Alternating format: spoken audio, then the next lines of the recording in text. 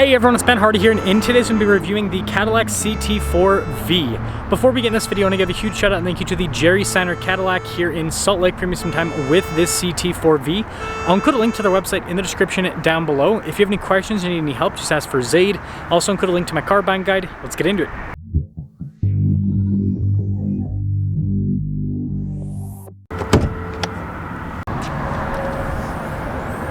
Powering this is a turbo 2.7 liter 4-cylinder that goes through a 10-speed, fuel economy is 20 around town, 28 on the highway, with power outputs being 325 horsepower and then 380 pound-feet of torque. Before we move forward with this review, I do want to mention if you want to see more videos just like this, then I recommend you subscribe because I post content every single day. So taking a look at the hood, you can see it raises up towards the center, really aggressive lines happening there. And then popping down below, love the whole headlight design. And then notice the grille's all blacked out. You got the Cadillac emblem front and center. And yeah, it's a good looking car. Now our tire wheel setup is 235 by 40 by 18 on the front and over in the rear. And you can see here with the wheels, you've got this kind of like more of a gray silver, I guess, for the finish. And then you got the red brake caliper with the V logo on it. You got another V there on the side. And then notice how everything is painted to match here on the side, so you got a nice contrast with the wheels because of that.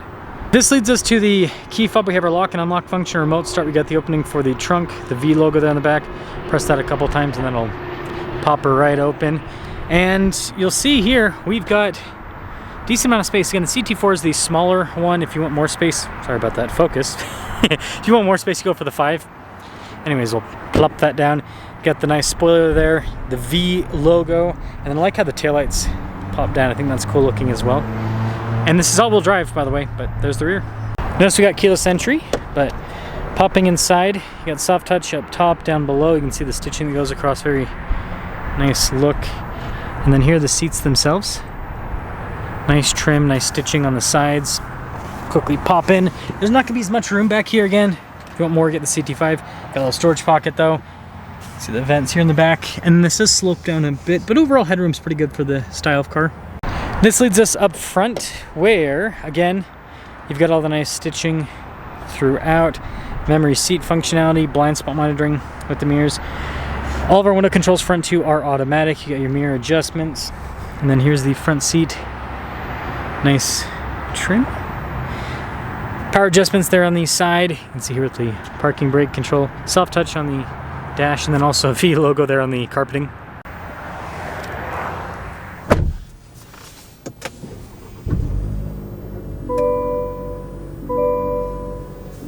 So here's a quick look at the steering wheel. Soft touch all around. You got paddle shifters there on the back.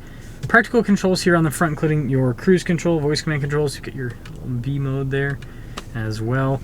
And then there's no radio controls or anything on the back of the steering wheel. It's just paddles, by the way, for those of you that are wondering, because sometimes GM does do that. Anyways, regular stocks there on the back. Now I've got partially analog, partially digital gauge cluster, and I actually like the theme, and the gauges themselves look pretty nice. But you can see basic vehicle information there in that little center screen, so it's got all the practicality you need, and I like how it shows you the fuel range and temperature and stuff up top. Backup camera in reverse. We do have trajectory lines that turn with the steering wheel. And then as for the rest of the infotainment system, quick response time. We've got Android Auto and Apple CarPlay built into this as well. And then below the screen, we've got our climate controls, dual zone climate, heated seats, you've got your parking sensors, lane departure, phone charging pad, shifter here for the 10-speed. We've got analog controls here for the infotainment system, radio, all of that if you don't want to use the touchscreen. Nice carbon fiber trim. Your drive mode select is right here, stability control, auto hold, and your auto stop start. And then the center console, pretty good space, got a little phone holder right there. And then more nice trim on the dash with the stitching, glove box, solid with storage. A regular rear view mirror, and then no center for this one. So 2025 CT4-V series, pretty much everything's standard equipment. As you can see, the only options are like the calipers, and then you can see adding the all-wheel drive and then also the cold package. But anyways, $50,385 is the total MSRP. Let's see how it performs.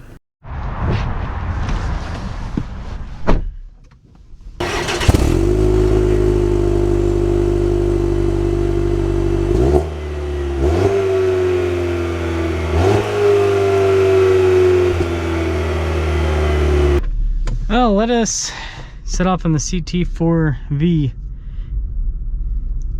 And let me tell you, Cadillac ain't lacking. It ain't Cadillacing, that's for sure. I had to do it. I had to make the joke. You know, sometimes I learn some, actually, I think we'll just go up. Ah, it says one way, whatever. I'll go the other way. As I was saying, you know, I get the Gen Z speak every so often, and it's fun to use it.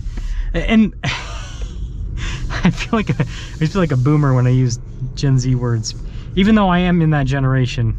I'm at the very last end, so I'm a boomer Gen Z. There you go. But seats are comfortable. It's a very interesting engine. It's the same engine that you have in the trucks with Chevy and stuff, like with the Colorado, and you can even get this engine in the Silverado.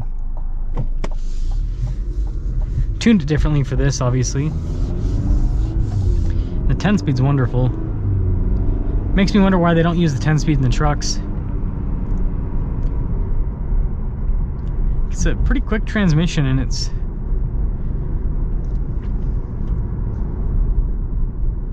not overly aggressive, but it's got enough, say, enough aggression to it.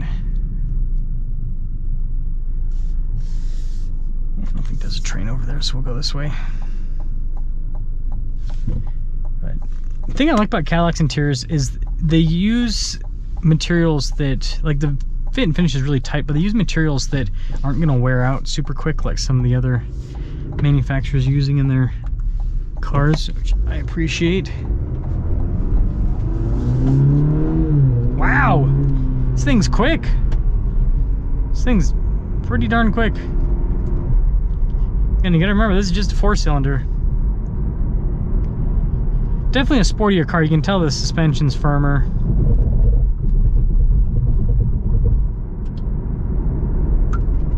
Man, it's got some power. This is interesting. Now, one of the things that's weird about this CT4-V is if you look at this compared to like BMW's lineup or Audi's lineup, then you would naturally compare this to like an S4 or a BMW M340i. But if you look at the pricing of this, again, this sticker's for $50,000. This is more in line with a 330i or an A4. So it's kind of, how they've priced this is kind of weird, because it means that people, they look at this in the Cadillac lineup and they're going to compare it to the, like I said, M340, and they're going to compare it to the S4, but it's not really there price-wise, right? Those cars are at least $10,000, sometimes $20,000 more expensive, depending on how you spec them compared to this. So this is a good deal. When you compare it to what it actually competes against price-wise, it's a really good deal, because you have more horsepower, more torque than an A4, than a BMW 330i at the same price point. And I would say a nicer interior, cool looking car. This definitely feels more unique. Like BMW and Audi, there's so many of them on the road nowadays. Cadillac's not as many. And it's quick. And so it's a more unique feeling vehicle, because you don't see them as often. So I don't know, I think it's pretty cool. And the all-wheel drive's great, especially for, well, we haven't gotten a lot of snow this year down in the valley, but it's nice to have when there is snow in the valleys. So what do you guys think about the CT4-V?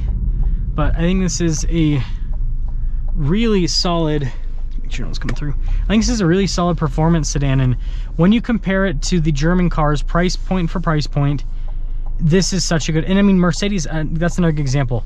C300s very regularly 60 grand too. So it's like, it just beats the competition when it comes to value. And I think we are in a value market nowadays. I think that people care more about the value rather than having this brand over that brand. I think brand loyalty is kind of out the door at this point, and it's more about what can you offer me, right? You guys all want to charge a ton of money for cars. What can you offer me? So let me know your thoughts.